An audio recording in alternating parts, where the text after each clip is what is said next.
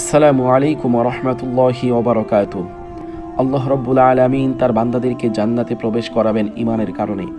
ঈমান আনার পরেও এমন মানুষ রয়েছে যারা বেঈমান হয়ে মৃত্যুবরণ করে। ঈমান ভঙ্গের আজ আমরা 10টি কারণ সম্পর্কে আলোচনা করব ইনশাআল্লাহ। ভিডিওটি শেষ পর্যন্ত দেখুন। 1 নাম্বার, আল্লাহর সঙ্গে শিরক করা। যেমন আল্লাহ রাব্বুল আলামিন সূরা নিসার 48 নম্বর আয়াতে বলেন, নিশ্চয়ই আল্লাহ তার সঙ্গে অংশীদার করা ক্ষমা করেন না, তা ব্যতীত অন্যান্য অপরাধ যাকে ইচ্ছা ক্ষমা করবেন। এবং যে কেউ আল্লাহর সঙ্গে শিরক করে সে এক মহা পাপ করে। সূরা মাইদার 72 নম্বর আয়াতে আল্লাহ রাব্বুল আলামিন বলেন, কেউ আল্লাহর সঙ্গে শিরক করলে অবশ্যই আল্লাহ তার জন্য জান্নাত হারাম করবেন এবং তার আবাস জাহান্নাম, আর জালিমদের জন্য কোনো সাহায্যকারী নেই। 2, আল্লাহ এবং বান্দার মধ্যে কাউকে মধ্যস্থকারী বানানো। সূরা ইউনূসের 18 নম্বর আয়াতে আল্লাহ রাব্বুল আলামিন বলেছেন, তারা আল্লাহকে ব্যতীত যার ইবাদত করে তা তাদের ক্ষতিও করতে পারে না, উপকারও করতে পারে না। তারা বলে, এরা আল্লাহর নিকট আমাদের সুপারিশকারী। বলো, তোমরা কি আল্লাহকে আকাশমণ্ডলী ও পৃথিবীর এমন কিছুর সংবাদ দিচ্ছ যা তিনি জানেন না? তিনি মহান, পবিত্র এবং তারা যাকে শরীক করে তা হতে তিনি ঊর্ধ্বে। সূরা জুমারের 39 নম্বর আয়াতে আল্লাহ রাব্বুল আলামিন বলেছেন, জেনে রাখো অবিমিশ্রিত আনুগত্য আল্লাহরই প্রাপ্য। যারা আল্লাহর পরিবর্তে অন্যকে অভিভাবক রূপে গ্রহণ করে তারা বলে, আমরা তো এদের পূজা এজন্যই করি যে ইহারা আমাদের আল্লাহর সান্নিধ্য নিয়ে যাবে।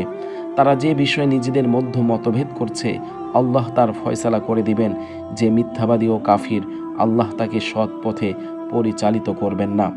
3, মুশরিক এবং কাফিরদেরকে কাফির মনে না করা। এমন কাফির যার কুফুরির ব্যাপারে আহলুস সুন্নাহ ওয়াল জামাত একমত, সেটা আসলি কাফির হতে পারে, যেমন ইহুদি, খ্রিস্টান ও হিন্দু সম্প্রদায়। আবার মুরতাদ জিন্দিকও হতে পারে, যেমন প্রকাশ্য আল্লাহ ও রাসূল বা দ্বীনের কোনো অকাট্য ব্যাপার নিয়ে কটূক্তিকারী, যাদের কুফুরির ব্যাপারে হকপন্থী আলিমগণ একমত। 4, নবী সাল্লাল্লাহু আলাইহি ওয়াসাল্লামের ফয়সালার তুলনায় অন্য কারো ফয়সালাকে উত্তম মনে করা।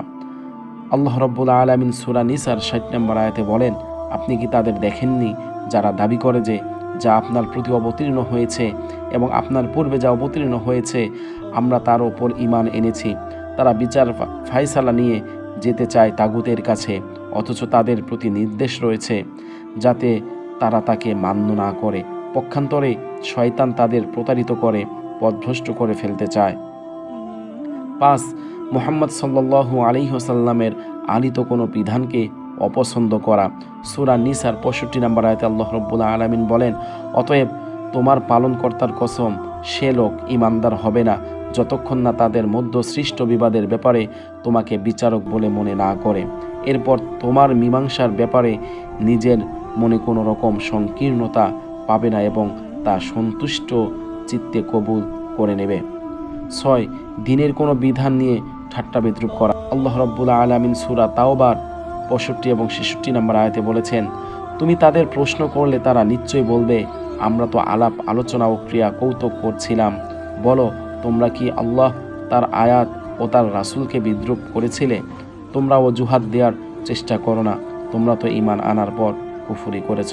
7, জাদুটোনা করা। সুলাইমান কুফরি করেনি, কুফরি তো করেছিল শয়তানরাই। তারা মানুষকে জাদু শিক্ষা দিত। সূরা বাকারা 102। 8, মুসলিমদের বিরুদ্ধে মুশরিকদের সমর্থন ও সহযোগিতা করা।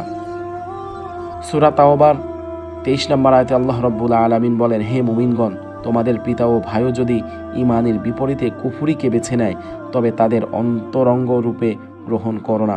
তোমাদের মধ্য যারা তাদের অন্তরঙ্গ রূপে গ্রহণ করে তারাই সীমালঙ্ঘনকারী।